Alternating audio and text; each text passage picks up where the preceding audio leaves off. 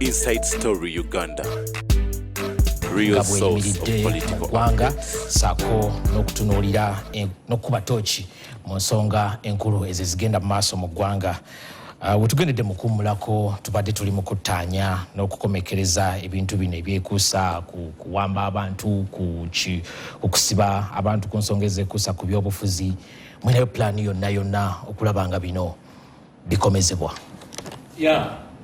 Waliwo pulaani yakati waliwo pulaani ey'omu maaso.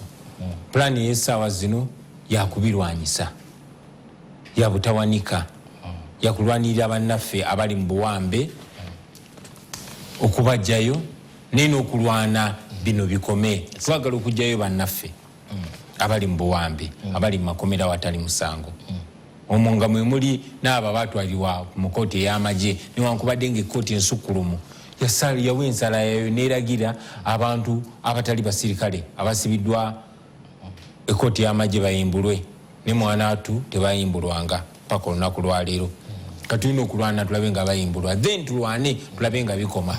Kiba kiti ekyo bijja koma nga tujjeko nakyemalira abikola kubenga ebyo abikozesa kwekumira mu buyinza. Ekkooti y'amagye Museveni agikozesa kwekumira mu buyinza kubanga zino ekkooti eza bulijjo zibatwalangamu abantu so obaolyawo zirimu ekigoberera amateeka naye n'aba n'omulamuzi w'ekkooti y'amagye si munnamateeka talina kumanya n'amateeka wabula yakolera ku mateeka ga Museveni era Museveni ye ssaabalamuzi oba chief justice wa kkooti y'amagye so twagala ekyo kisitopinge naye kisobola kusitopinga nga babikulembera tubajje mu buyinza then wabeerewo phase ey'obwenkanya ey'okwagala okusaba obwenkanya.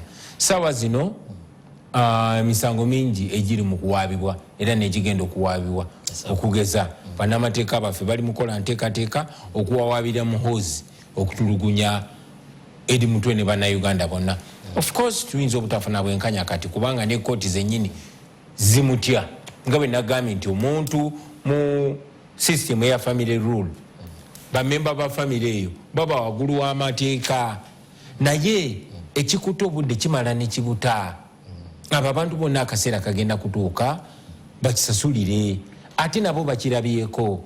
Wali wabadde wano omusajja gwe bayitanga Kasimo Obura yali IGP ku mulembe gwa Amini yatta Munnayuganda yatta musajja bamuyita Dungu yali nannyini wa Delight Cinema naye omusango gwamuka mu V era bamuwanika kalabba ne bamutta mu 99. Waliwo omusajja bamuyitanga Moses Ebirumbi yali amanyiddwa yatta Lutamaguzi ng'oyo Museveni nnyini ali mu siiringi ng'ali ngaffe. Sebirumbi natta Lutamaguzi kubanga obuyinza bwali bumulinye ku mutwe ne Sebirumbi gwamala ne gumuka mu V mweno gavumenti ya Museveni yennyini mu 99 era ne bamuwanika kalabba omu Justice Ogola yali omulamuzi. So bino ebintu byonna tubirabyeko lwakuba munnange obuyinza bwalinya ku mutwe ne beerabira nti ekiseera kijja kukyuka. Abo bennyini basindika otukwata be bajja obba ku bajjeeke bagasimbagane n'omulamuzi kubasalirwe. Okay. Kale njagala ebyo tusooke tubiteekeko ku bbali kubanga we tubigenda mu programu buyinza ojjulya yonna nebigimalawo ne wabeerawo ate ensonga zetuleka ebbali. Ndowooza katuyingireko mu kalulu ka 2026. Bwe tuyingira mu kalulu ka 2026 mu kiseera kino ebibiina by'obufuzi biri mu kweteekateeka ewo muli mu kweteekateeka naye ozza olina ekigambo ky'oyogera ekya gavumenti Uganda empya ekya Uganda empya. Abantu baagala okumanya kifaananyi kya Uganda mpya kikyoyogerako gavumenti gy'oteekateeka okuleeta egenda kubeera na njawulo ki ku eno gye tukuze tulaba ffe tukuliddemu eno gavumenti yafuzewo abamu muzaaliddwa mu eno. Uganda empya eneba efaanana etya? Okusookera ddala njagala bannayuganda bamanyi nti Uganda empya esoboka naye Uganda empya yeetya. Uganda empya si yakwetolola nnyo. Uganda empya ng'erimu kye bayita freedom eddembe ery'obuntu n'obwenkanya. Ndowooza ebintu byonna byonna mbigatira mu ddembe na bwenkanya litya.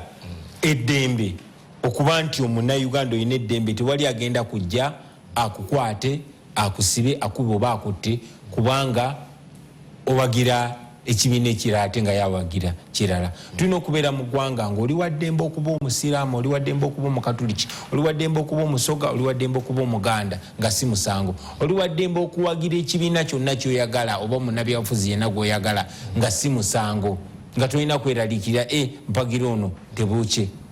Ekyo bwe kivaawo twagala tuggyewo obuli bw'enguzi. Obuli bw'enguzi buziŋŋamizza buli kintu ku bantu ba bulijjo, kubanga ensi yonna yafuuka ya nguzi. Okufuna omulimu olina kuwaayo nguzi, okujjanjabwa ne mu ddwaliro ya gavumenti olina kuwaayo nguzi, ku poliisi okuyamba olina kuwaayo nguzi, bw'ogenda mu ddwaliro okukolako olina kuwaayo nguzi. Kwegamba buli wamu nguzi. Ekyo kirina okukyuka naye n'okusingira ddala enguzi, omanye enguzi bakifuulanga fashionable, nzikiriza mbuyite obubbi. Enguzi ate si yenzibu ennyo eno ya kintu kidogo, wabula ate obubbi.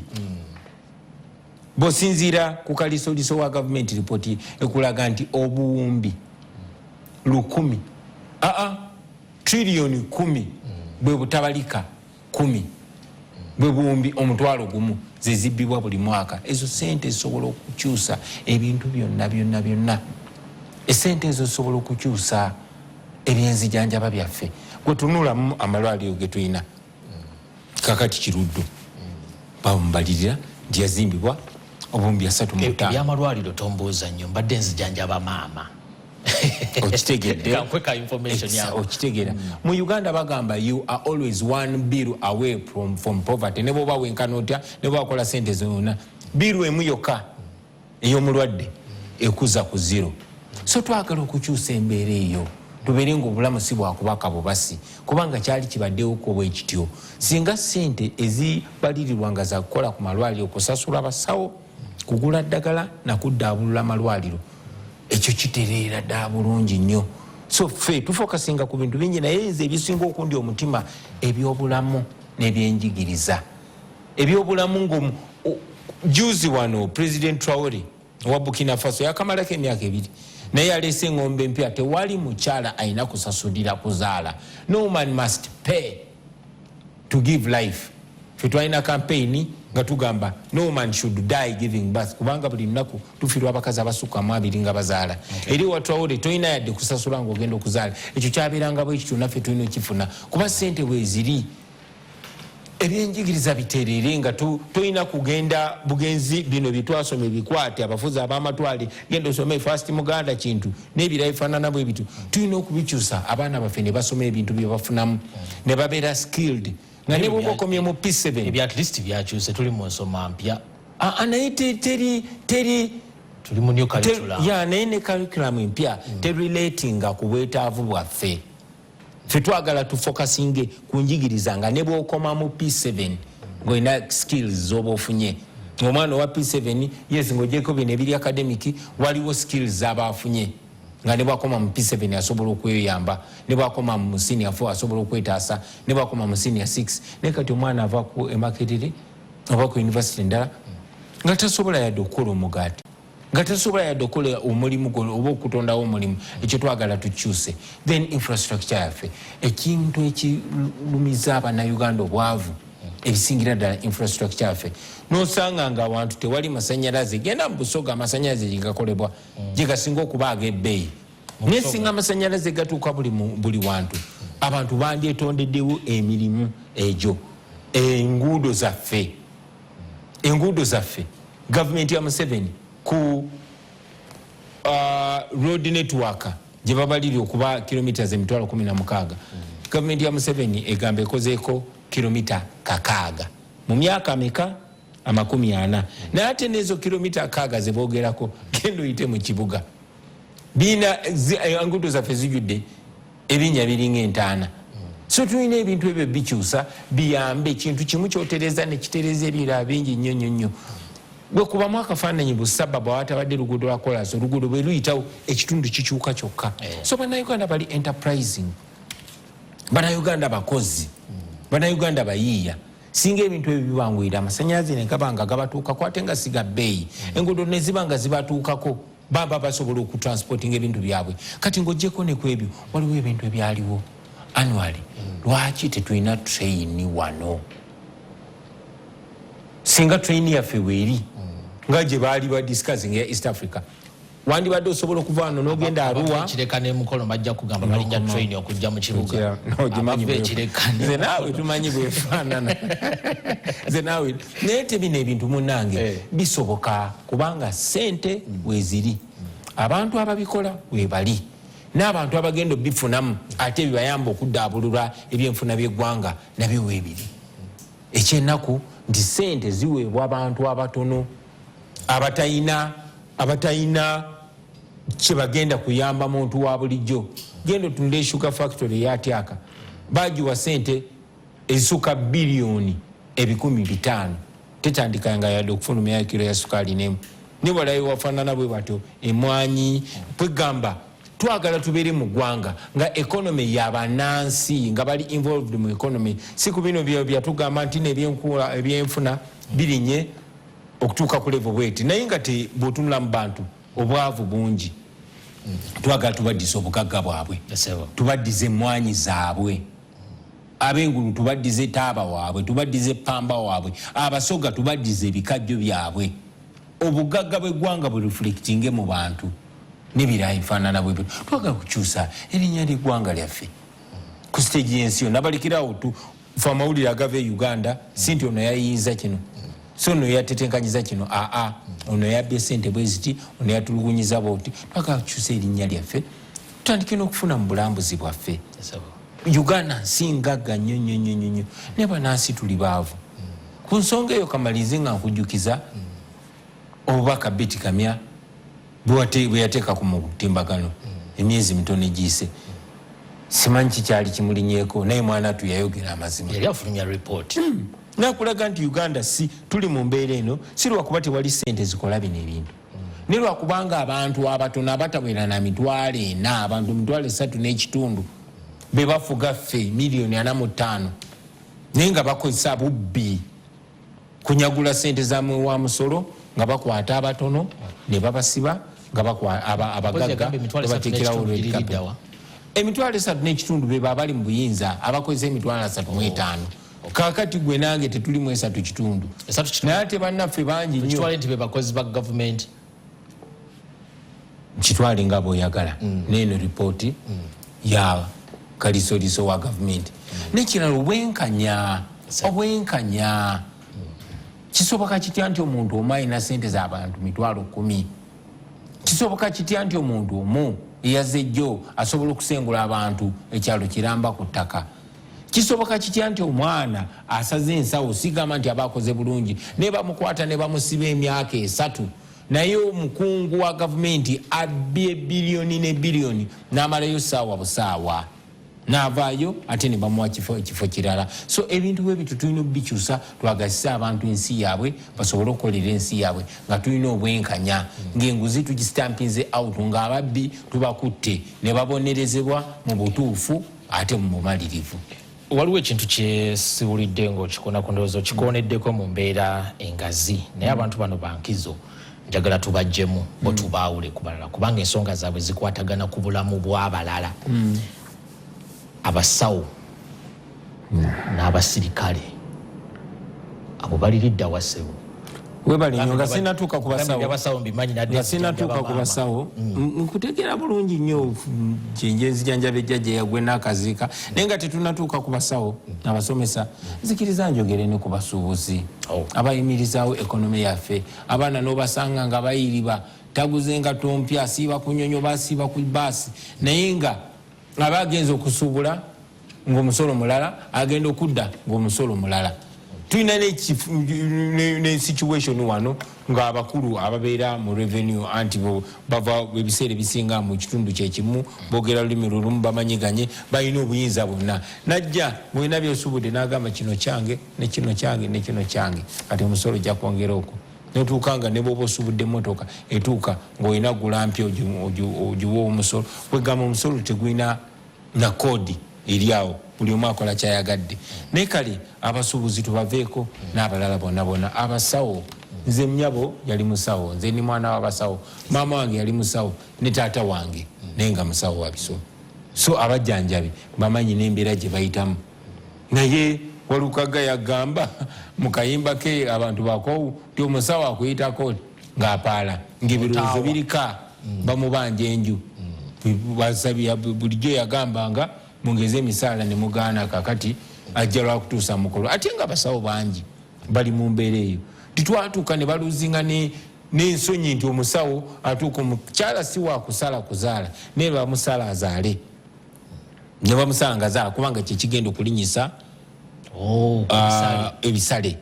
N'otuuka ng'abasawo ajja ku ddwaliro lya gavumenti n'abeerawo bubeezi kusayininga mu kitabo n'atambula n'agenda kubanga ne working conditions n'ensasula si nnungi. So bandikoleddwako katuuze ku bantu baffe abakulu ennyo, abasirikale, abapoliisi, ab'amagye n'aba prisons bali mu mbeera mbi. Kugambye n'owa poliisi akwata nga akambawalidde kuba boosi we waali ne bw'avaawo n'agamba munnange mutulwanire tuli bubi. Twakyogerako ne tugamba ssente bwe ziri buli musirikale owa poliisi ow'amagye n'owa prisons asookerwako alina kufuna akakadde ka ssente.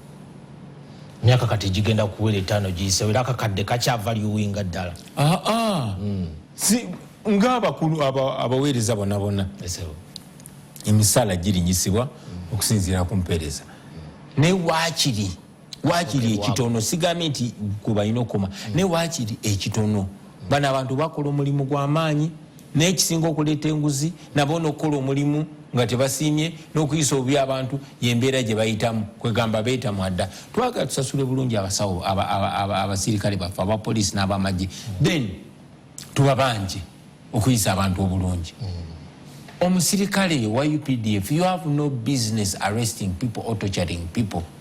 Abasirikale aba UPDF bebandibadde batuyamba n'okusimba emiti eggwanga lyaffe lyonna ne bakola omulimu nga bataasa eggwanga lyabwe naye nga bakyenyumirizaamu. UPDF esobola okukola ebintu ebyo byonna byonna. UPDF era ne kati ebikola inayo engineering brigade kati be bazimba sebo. Well, naye tetumanyi ani abacekinga naye ffe tumanyi UPDF esinze kumanyikibwa kutulugunya abantu. Tunuulira agikulira kyekimu n'abapoliisi mubasasule bulungi then bakulemberwe bulungi bakole ekituufu kye balina okukola. Of course n'abasawo tebalina kwerabirwa naye tulina okutunuulira bonna bonna. Naye tulina abasawo balajana beryankuta naye lwakubanga Kyagulanyi muyimbi so olowooza nti kati okukakanya Kyagulanyi byayogerako olina kuleeta bayimbi nobawa ssente zizimba eddwaliro ddamba mugende mwetereze kasita munafu ya Kyagulanyi. Zino ensonga si za Kyagulanyi, zino ensonga z'abannamawulire mmwe ba Anwar Katumba, zino ensonga z'abakinyozi ba Edi Mutwe, zino ensonga z'ababodaboda ba General Gaza, zino ensonga za buli muntu yenna. So tulina ffenna okukola ekituufu tusobole okutuyamba ffenna awamu. Onamu enteekateeka ya insurance ey'eggwanga kuba nadde ntunuulira abasawo ng'omusawo bw'alwala ne wabeera naddala aba gavumenti nga bebejjanjaba bagula eddagala. In fact ndowooza omusawo gwe nadde njogera naye yaŋŋamba nti gavumenti yabakolera babateramu emitwalo 10 mu musaala za lunch allowance kyamisana. Mu nteekateeka yo gy'olina kuba ku Uganda empya olinamu enteekateeka ya insurance okuyambako abantu abali mu professionalism. Abasawo abasirikale babaki n'abasomesa abo bagenda kutwalirwa waggulu nnyo, si nti abalala bajja kutwalibwa wansi naye abasawo abasirikale n'abasomesa tebalina kubanja musaala gwabwe, tegulina kusukkako wadde n'ennaku 2 nga tegunnajja buli mwezi. Abasawo abasirikale n'abasomesa balina okuba ne medical insurance eyaabwe ey'abaana baabwe n'ey'abakyala baabwe. Bino byenkugamba si bipya, bino byaliwo ku mulembe gwa Amini, bino byaliwo ku mulembe gw'Obote, bino nga Museveni yakajja byavaawo buvi mpolampola. Eyo gyolaba yali CMI kati gye bagusasudira, eyo yali Doctors Village nga kyalo ky'abasawo. Ng'omwana bw'osoma ne bakutikira ng'oli musawo omanya nti ojja kusula mu nnyumba ennungi, oveeyo ogenda okola omulimu gw'ojjanjaba abantu, oddeeyo gy'osula ng'osula bulungi. Abasomesa baali bulungi, n'abaweereza ba gavumenti bano nabo bali bulungi nga tebanatunda flat za UEB abakozi abakolanga amasanyalaze kuba kyali kitongole kya gavumenti balinaga we basula nga tebanatunda city council flats abakozi abakola mu city council bali zaali awo kamocha nze we nakulira so bino ebintu byaliwo munnange tetugenda kuyiya biyiye wabula tugenda kuzaawo bizze ebyabbibwa n'ebyatundibwa n'okubigaziya kuba ensi ekuze population yeyongedde n'obwetaavu bweyongedde. Awo nno wenzijidde ku kibuuzo nti kati bino byonna bituukiddwako bitya kubanga n'abali mu bino ebigenda mu maaso nabo beetegefu okukinyweza ekintu. Bituukiddwako bitya oba bano bagiddwako batya omanyi bibiri. Kankubulire fe okuggyako Mwai Museveni ne gavumenti ye si ye nkomerero yaffe. In fact bwe tujjako Museveni omulimu gwaffe gujja kuba butandise tuyimba oluyimba nti olutalo nga luwedde tuliyambala engule tulizimba Uganda empya. Tujja kusooka tweyozeyoze tikati tuwonye naye ate kiringa Mandela bwe yatusomesa nti olinnya olusozi n'omalako step esooka only to realize nti wakyali ate gambalagadde omulala ow'okuwalampa. So okusookera ddala tugenda bajjako ffe nga bannayuganda sinze ng'omuntu neeffe ng'omugigi okuva okwetola Uganda buvanjuba bugwanjuba mambuka n'amaserengeta n'amasekati bonna bonna baagala nkyukakyuka. So bannayuganda bagenda kuvotinga out bano abantu bamala obbakuba akalulu obbagoba mu protest vote ate balemereko bamakinge sure kye balonze kyekibeerawo naye si yenkomerero okukyusa eggwanga ate gwe mulimu ogw'amaanyi naye kirina okusookebwa kwe kuzibikira buli katuli akayitamu sente yaffe ey'omusolo ng'ebbibwa kubanga sente weeziri just bazalocatinga mu bintu ebyenjawulo. Kakati muganda wange bawadde ababaka ba parliament buli omu miliyoni 10 gwerowoozamu ezo sente amalwaliro ameka ge baalidde oba kilomita meka eza kolas ze baalidde oba ezo sente zisobola okusasula abasomesa bameka oba zisobola okusasula abasawo bameka. So tetuli baavu naye gye enkozesa ya sente zaffe gyetali mu bwenkanya katwagala kuleeta bwenkanya obwo. Sente ze tulina zikole ekyo kizirina okukola ensi esobola otunyumira. Bw'obadde onnyonnyola oyogedde ekigambo protest vote n'adde nerabidde okukinootinga wano naye kinkijjukidde bino okutuukibwako gambe bagenda kukeera ba voting out balonde nga bagoba abantu bano naye okulonda kwe tugenda mwakutaddeko ekigambo ekizibu protest vote. Ndabanga ekigambo kino ekigenda okuleetawo akakuubagano wakati wammwe n'ab'ebyokwerinda olw'ekigambo ekyo protest vote.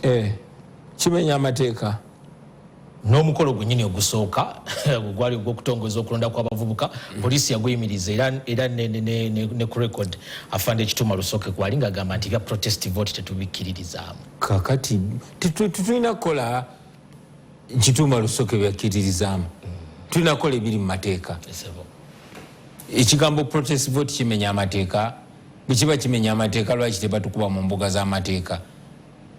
Tekimenya amateeka naye kikolwa kiyinza okuwulikika ng'ekimenya amateeka. Nga ki? Protest kimenya amateeka? Kinzirizeeko mu Luganda. Protest kwe kuwakanya, kwe kugaana, kwe kandaga, kwe kugoba. Soka n'akalulu kwe kwekalakaasa. Soka n'akalulu ke tugendamu ka kwekalakaasa, ka kugaana, ka kugoba, ka kwekandaga. Tugoba ki? Tugoba obwannakyemalira, tugoba ekiwamba abantu, tugoba obubbi, tugoba obusosoze mu mawanga n'ebifaanana ng'ebyo. Tubi protesting, we are protesting against that through our vote. Tetukutte bipiira, tetukutte ekitugenze kwekalakasa nga tuyita mu kalulu kaffe tugamba no, we are saying no, tukiganye.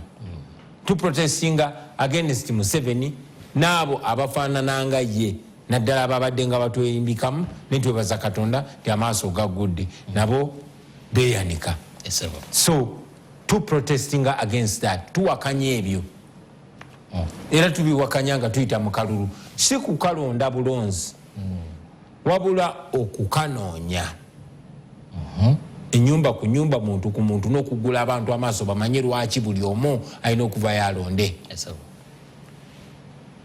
twogera ku kalonda abantu twogera ku kanoonya buli omu aveyo akanoonye twogera ku bantu okulonda okalonda buli omu akeetabemu twogera ku kakuuma twogera ku kukalwanirira singa baba bagezaako kakwatamu lwaki twogera ebigambo bino kubanga munnange abantu baffe bakujjukiza twabeeranga n'abayimbi oba tubeera n'abayimbi ne bagamba Bujuba Antony ajja mu Uganda ne mwetegekera emyezi 6 ne bagamba Lucky Dube ajja mu Uganda ne mwetegeka emyezi 3 King Saha ayinayo lonchi ne mwetegeka kati balanga Dax Vibe ayinayo lonchi naye abavubuka emyaka gye batandise dde okwetegeka kino gye si kivulu kya muntu omu kyakunyumirwa lunaku olwo nuddayo n'essanyu naye nokyetegekera ebbanga eryo akalulu tukalonda omulundi olunaku lumu ne kakyusa obulamu bwe bakasalawo obulamu bwe bugenda okubeera okumala emyaka emeka 5 so mulina okwetegekera mwenna nga bannansi tewali kye musobola kukola nga muli wamu ne kitagakola ffe batuyigiriza ne mu ekereziya nti abooluganda bwe bakuŋŋaana wamu ne basaba Katonda kye baagala tayinza kibamma so nga bannayuganda tetusobola kukwata mikono ne tuweekwata wamu ne tugamba tugenda kukola kino ne kigaana okuguka so yensonga lwaki tukunga bannayuganda bonna buli omu mu busobozi bwe yenyigire mu kalulu kano si ku lunaku luli olw'okulonda kwokka akalulu bakawangula kuva mu ntandikwa mu making sure oyogera ne ssengawo ne maamawo na buli gw'oyinako oluganda bamanye ekirina okukolebwa beteekereteekere olunaku olwo tufulume ffenna tugende tulonda akalulu ako ffenna tumanyi mwai Museveni ebiseera bingi nnyo ng'akozesa byabakama ng'akozesa amagye ne polisi n'abalala azinga asabvatinga eddoboozi ly'abantu abeesimbyewo n'abakwata n'abasiba nattayo basse n'atuteeka ku under house arrest n'ajjako intaneti n'amala ebbanga n'agizaako kati kyetusobodde okukola kwe kutuuka buli wamu si nti tumaze tukyagenda maaso it's a continuous fight okumakinga sure nti mwai Museveni byabadde ng'akola tabikola ku mulundi guno ne bwagezaako bikola bimukyukira ne bimukayirira ne biza omuzigo kubanga nange awe mbadde ngenda okubuuliza nti ogambye okukanoonya okukalonda n'okukakuuma n'okalwanirira system eriwo ebisobozesa ngo oba pulezidenti obw'emityana byalondesezza ate si bye byenkomeredde ku National Talent Center kuba tutandikidde ku ka pulezidenti ebyemityana bikoma mityana kyamukisa mulungi nti si kya kunoonyereza oba obubbi obwo buli oba tebuliwo kyamukisa mulungi nti ffena tumanye ekizibu ekiriwo eyo neyo ensonga lwaki tulina okukwatira awamu ffenna benjogera nabo eyo bakitegeera kuba bebasinga okunyigirizibwa ensonga lwaki buli omu alina obyenyigiramu n'olweya lwa munyindo olwejja lwokka tewaliwo alternative ndala tulina okwenyigiramu ne tukyusa eggwanga lyaffe mu ngeri yonna yonna esoboka oyogedde ku nteekateeka ey'akalunga bwe egenda okuba era nekindeeta ku kigambo kino ekya wakyogera nokinyonyolako nayinza oba tewakinyonyola ku platform eno ekyeggaali ebigambo byemukozesa ndabanga ebikanga abikanga abo batategeera naye abategeera bibasanyusa ate abategeera bali ebitundu 85 ku 10 n'okusukkawo abantu bano abatya bola bano abalya mu ngalo za Museveni kulayije nawulira egaali neyakanga kubanga bambi tabimanyi first of all ali mu generation nkyamu emyaka gibalese nate ne style tebalina ne art tebalina kati balina artist feba artists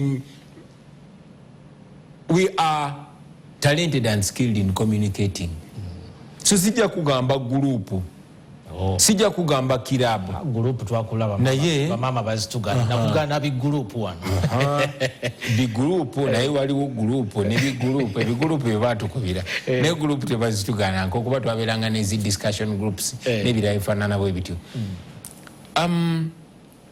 egaali kitegeza mu gaali tugeze oli munnamawulire nkakasa olinayo bannamawulire bo banno abawere 10 beweesiga bemutula ne mwogera ku nsonga ez'enjawulo oba ogenda kwanjula mukyala bo oba ogenda kuwasa oba mwinayo mukolo mwe mutuula kaakati abo betubakubiriza nga bwe mutuula ne mwogera kwanjula mutule mwogere ne ku nsonga z'eggwanga ngambe abaffe ffe nga ffe bannamawulire njawulo ki gye tukoze ku ggwanga lyaffe n'abasomesa bwe batyo ne batica bwe batyo kwegamba abantu bonna mu ggwanga abantu bokwatagana nabo tebalina kuba bannamawulire banno kuba nze bonna si bayimbi bannange oba si bano bannamateeka oba si balimi naye kasita mukwataganya endowooza ofune banno bemukwatagana nabo wani kijja kuyamba okukipinga safe nti ne baba bagenda kuwamba tobeera weka nene kiramugatta emitwe kuba omutwe ogumu tegusinga mingi mukole teams zammwe group zammwe ezo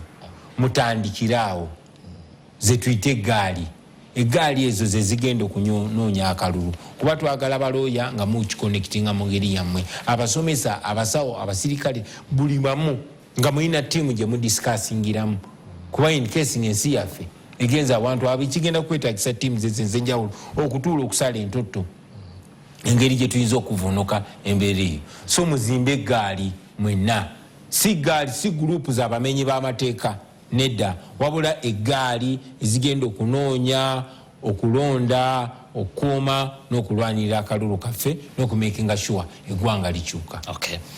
Nina ebintu byendaba mu kibiina ky'okulembera ekya NUP nga byekuusa ku ngeri gye mutambuzaamu emirimu gyammwe. Waliwo yaŋŋamba bano bentera okukyaza nabo bembeera nabo mu puroguramu wano yaŋŋamba nti naye obuzibu bwa NUP bwerina ebintu byayo biringa milisya byekuusa ku kisirikale ennyambala kakofiira biki lwaki mwasalawo okukwata kkuba eryo kiki ekiri emabegawo ekyo? Tuli maje say we not fear nobody tuli maje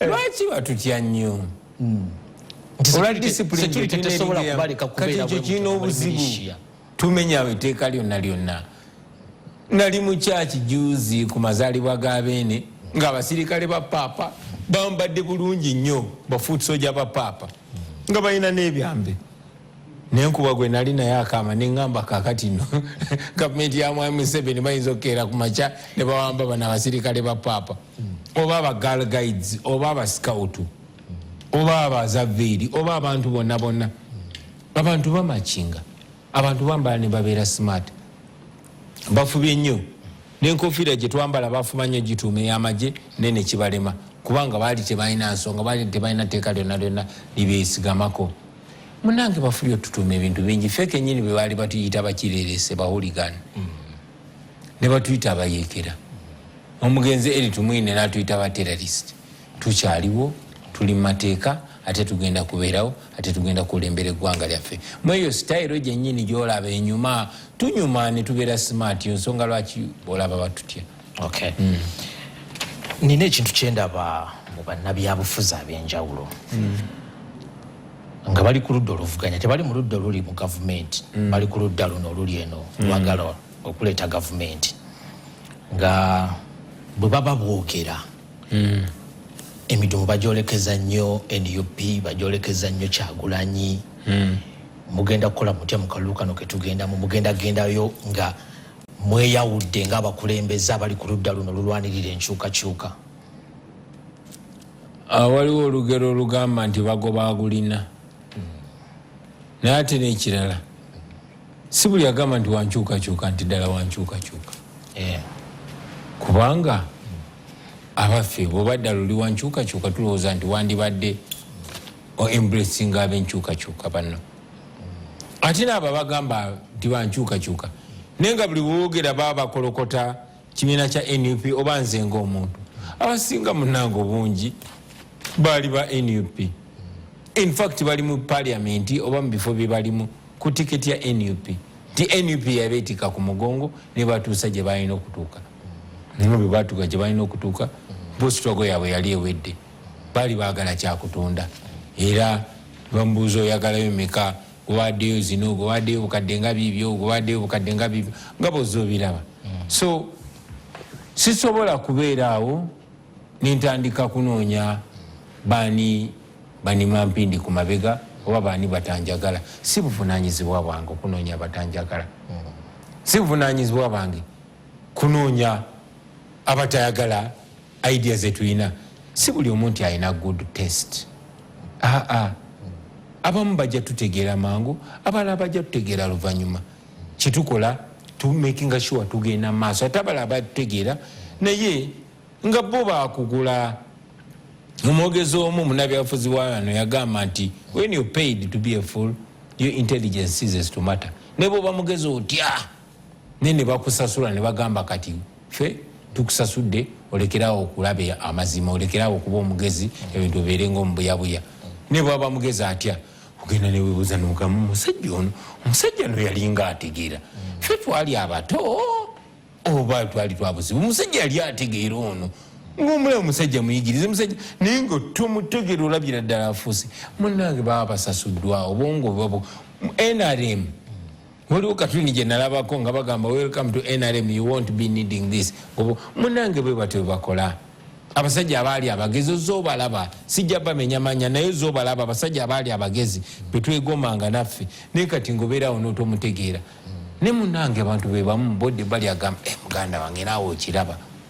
So kati nga ffe abaagano ogulirirwa, abaagano tiisibwa, abantu abamu batuyita n'abalalu ne bagamba obuvumu obujjawa.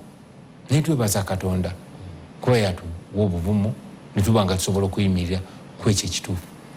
Mu mbeera waliyo essuubi ly'okwegatta ng'abakulembeze nga twolekera akalulu.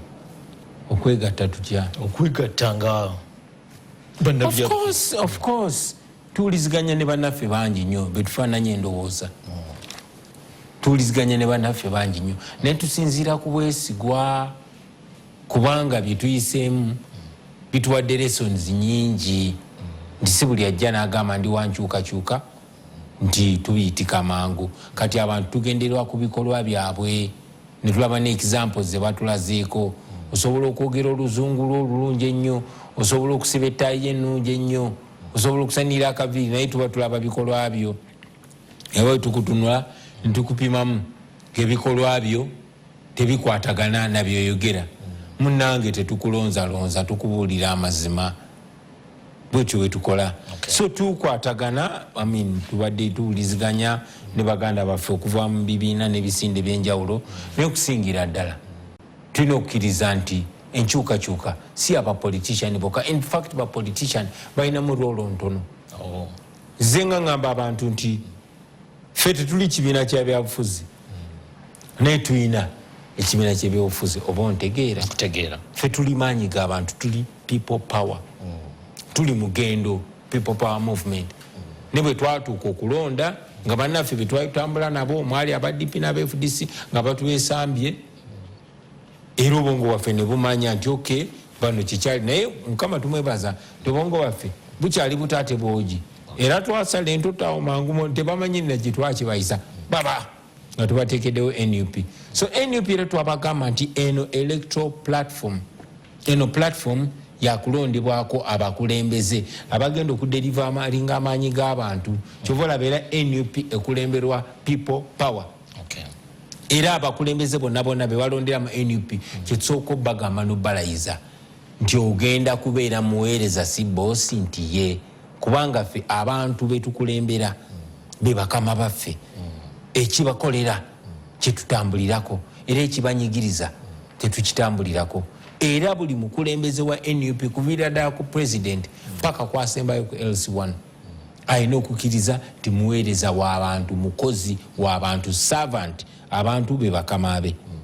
Ekyo kyekituyimirizaawo, ekyo kyekiwadde abantu amaanyi n'okutuwagira. Ojja kwebuuza lwaki ba political prisoner abasinga si ba politician. Tunuulira Edi Mutwe yali yeesimbyewowa, Gaddafi yali yeesimbyewowa, Smart yali yeesimbyewowa, Akirewo Kivumbi, Bobi yanga yali yesindewa, Olivia Lutaya abamu nga tobiraba okitegeera naye abo be bantu abatambuza amawulire ku bantu bannaabwe kuba abantu ba bulijjo be beesiga ojja kukiriziganya nange nti abannabyabufuzi naddala abo abadde beyita abagundiivu balina obwesige butono nnyo mu bantu era Mwami Museveni ne gavumenti ye baabuka ne bagamba bano abantu ba bulijjo wano basobola okukyusa eggwanga kyova olaba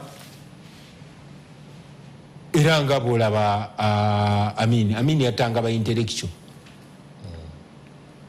naye Obote bwe yajja nga n'abaana abantu ba bulijjo kakati ne Museveni bwakola Museveni ba intellectual bano bannabyabufuzi bo tabatanabata abayita buyisi kuba amanya abangi ku bo bakugulirira nabawayo akasente obalabe nga bawaguka naye bano abantu ba bulijjo be basinga obwavu naye bo baagala nkyukakyuka ensonga lwaki basinze okumalira mu bakomera basinze okutemula so ffe tulilayinga nnyo ku muntu wa bulijjo era abantu ba bulijjo bwe bagamba tugenze tuba tugenze bwe tusimbula nabo tuba tusimbudde tetulilayinga nnyo ku ba politician newankubadde tukolagana nabo mu mbeera eyo singa mwe ng'abakulembeze kijja nga mulina kubeera na mukago mu Uganda nga bwefaanana olwaleero bwe mbeera ntambuza si kijja kyajja tekigenda kujabuza kyoyogera kyosuubira mu maaso kyatuuka dda kati yogera ng'ekiriwo nti bwe mbeera ntambula ku mitimbagano osanga buli muntu ennaku zino yafuuka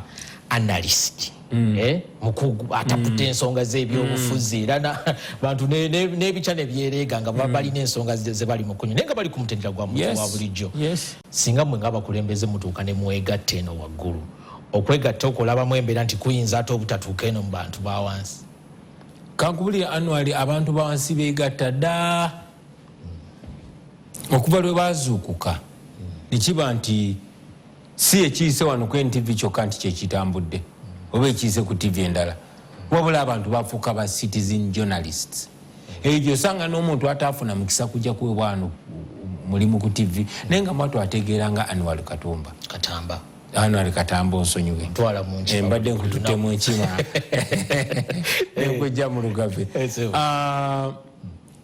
omuntu ataafuna mukisa kubeera analyst naye nga bategeera era bacommunicatinga kyova olaba abantu naddala abatuwagira babeera oku ku social media ne bayomba omuntu n'akola ekintu ekitajja mu myaka gye oba ekyali munsa ne bamuvuma oba ne bayomba abantu ne bagamba Bobi Wine lwaki tojja n'ogamba ku bano lwaki ojja n'ogamba abaffe abo bantu balina eddembe lyabwe ne bwe mbeera nze nenkola ekitajja era bajja kumbulira amazima kuba ffe kennyini ffe tubagamba mwogere speak raise your voice kubanga babawuliriza era tumanyi nti bannabyabufuzi bawuliriza abantu abo olunaku lwaleero bafuba nnyo amaloboozi g'abo abantu ogateeka ku NUP naye nga mwana wattu abo bantu bw'otobawuliriza ojja kutuuka ekiseera oyinza okusiba Kyagulanyi oba okumutemula naye bajja kusigalawo nga babanja ekituufu ate era bajja kituukako obudde nno nno butandise okutambula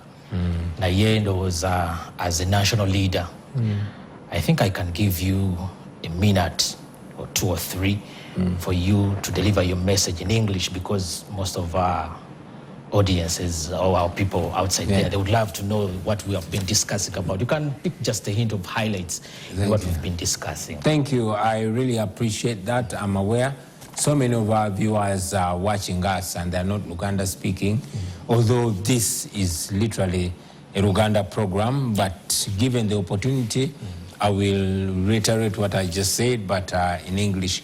I'm thankful for the opportunity. I've updated you how I was in Masaka visiting Eddie Mutwe and other comrades, including Achireo Chivumbi, Smart Wakabi, Gaddafi Mugumya, and of course Eddie Mutwe. The good news is that Eddie Mutwe is alive, but he's so badly bruised, beaten, he was tortured. Handcuffs were tied on him all the time he was there, that they even dug and sank into his flesh, almost touching his bone. He was bound by the seals that Uganda Revenue Authority uses to close shops. They bound his legs and the seals entered his flesh. The wounds are still fresh. He was beaten on the ankles, on the knees, on the elbows, everywhere. He was electrocuted, he was waterboarded. So much evil was done to him, unfortunately, with tribal slurs. As he was beaten, he was forced to kneel down every morning and salute Museveni's picture. He was tortured by Muhoozi himself, personally, and all that. I pray that Eddie Mutwe gets out of prison and comes out alive, because I'm sure only him can effectively paint a clear picture of what he went through. But this is what we all go through most times. All that was done out of hate. Eddie Mutwe didn't do anything. He did not commit any crime, but was purely because of what appeared like tribal hate, because Muhoozi shared a picture of Eddie Mutwe naked, shaved and tortured, and he said he was keeping him in his basement, teaching him Runyankole.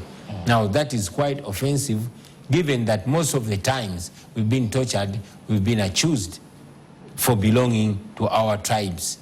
In that regard, I have written to the elders of Ankole and Chigezi, seeking them to raise their noble voices in this very, very, very, very sensitive time, very critical time, because this that Museveni's son is doing can potentially lead our country to a very, very bad place. The genocide did not start by people killing each other, it started by such talk. Okay. The Holocaust did not start by gas chambers, it started by such talk. So it must be condemned, and by now, if Museveni had any honor in himself, he would have immediately demoted his son and or put him in jail.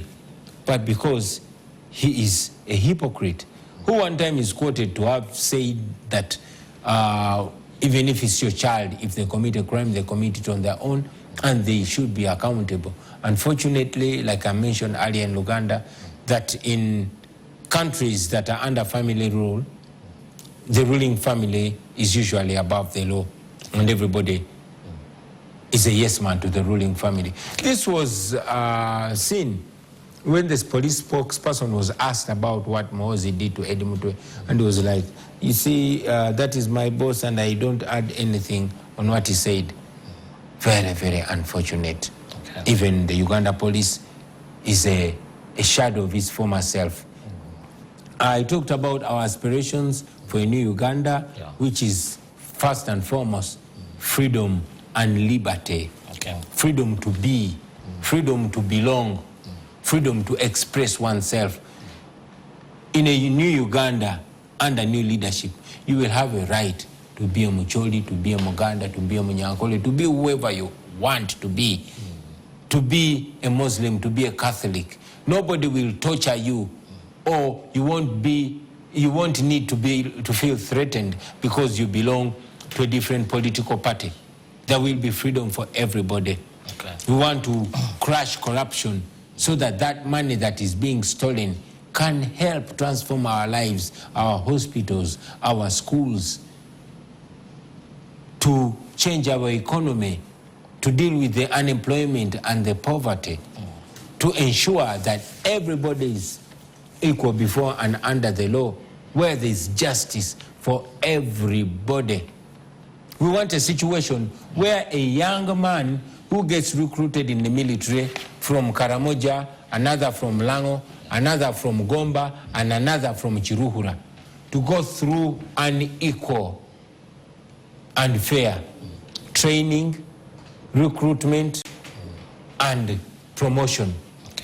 We want the promotion in the military not to depend on the shape of your nose or your last name, but to depend on your productivity and your content and your skills.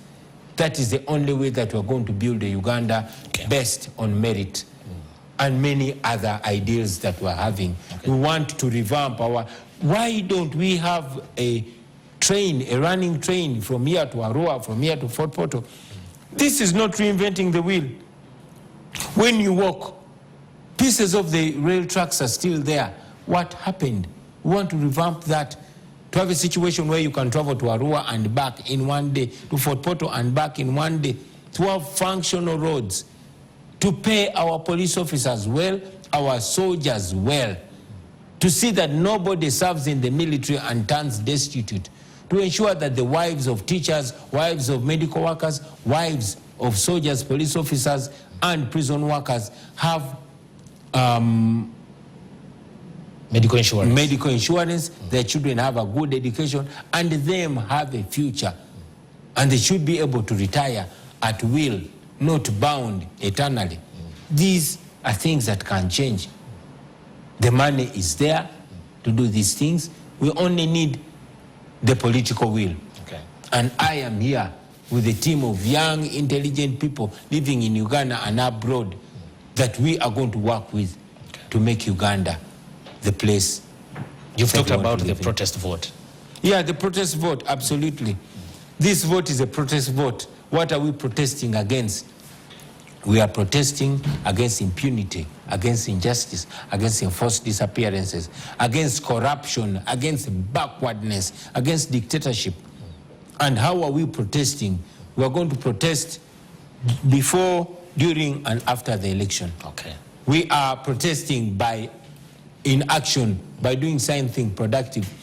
Reach out to all people that you can reach out to, sensitize them, show them the reason why they have to campaign for a better Uganda.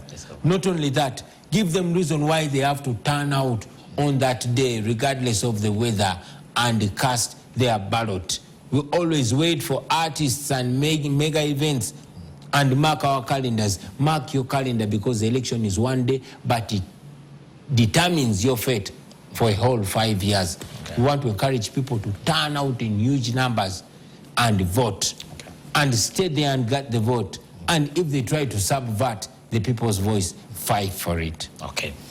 Sebo katukomewe waka nga tumaliriza programu eno sebo toyanziza obudde bwo bwotuwadde. Kyogamba oluzungu lumala. Oluzungu bajja kugenda n'ebyo. Naye nga tumaliriza nina kye nabadde ndaba nga ngoberera nga ndi mukola prep. Nendaba oluyimba lwo luno olupya lwewafulumiza lulimu King Sahandoza neno Bianli. Oluyimba lwaffe. Ne waliwo ekigambo ekyantabudde woyimbira ku future. Kigambo kyekyo woyimbira ku future. Future tie uparupire. Future tie uparupire. Kati sinakugamba bye. Lukyoli lulwo. Sinakugamba bye nabadde mpulira gwagamba nti future tegula lupiya. Era byebimu kwegamba mu luyimba olwo, era njagala okutumirako mikwano gyaffe okusingira ddala producer Pademan yatuwa chance ne tuproducing olwo luyimba mu lunaku lumu ne lugwa ne mikwano gyange King Saha ne Nubiandi wano okwewaayo okuyimba amazima.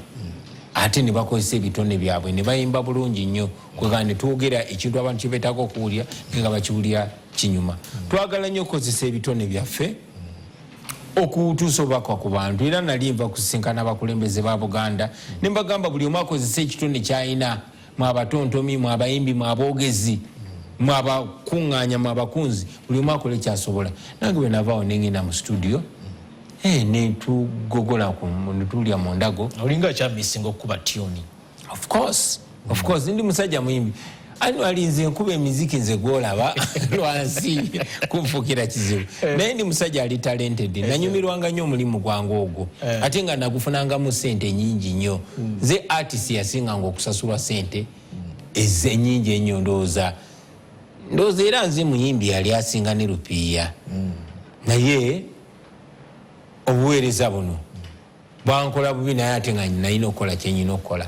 So omukama waali bakkiriza nga twenunudde nga nkyayinamu endasi, oba oliawo ndiddamu nenyumirwa okukola omulimu gwange nali nenyumirizaamu ogwampa emikwano emingi. Kale sebe bigambo bye bisembayo ku programu eno. Bigambo byange bisembayo kantumire ku bonna mikwano gyange betubeera nabo, abakulembeze bannange mu National Unity Platform, bakulembeze bannange out there, aba foot soldiers, mwena banankyukakyuka, baganda bafa bali makomera, bamachete ne timu ye, bakalanzi, bauma lukato, abali makomera agatamanyiddwa ababuzibwawo naye nga tutebeeza nti bakyali balamu mbatumiddeko bakabuno buba busobola obatuukako.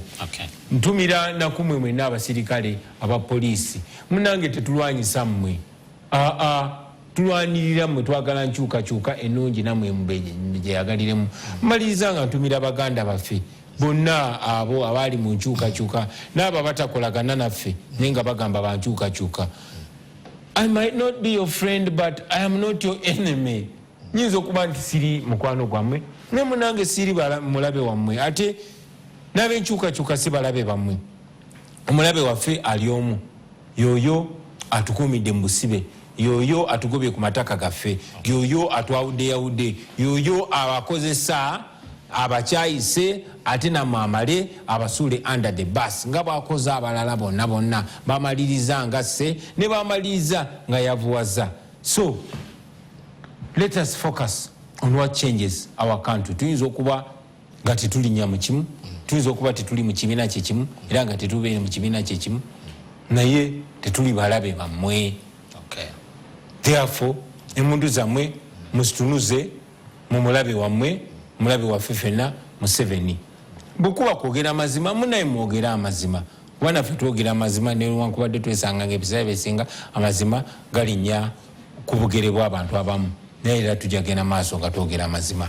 Temupowa mwewandiise mukebere ku nkawalala zammwe, abavubuka mwenyigire mu kalulu k'abavubuka akabindabinda, abakulembeze bannaffe abavubuka mwenna maliriza nga mbagamba mulwanire baganda baffe abali mu makomera. Ze mbagamba sigenda kuddamu kibagamba muba mumbuuza nti president tulagire, sigenda balagira kulwanira ddembe lyammwe. Buli omu alina right.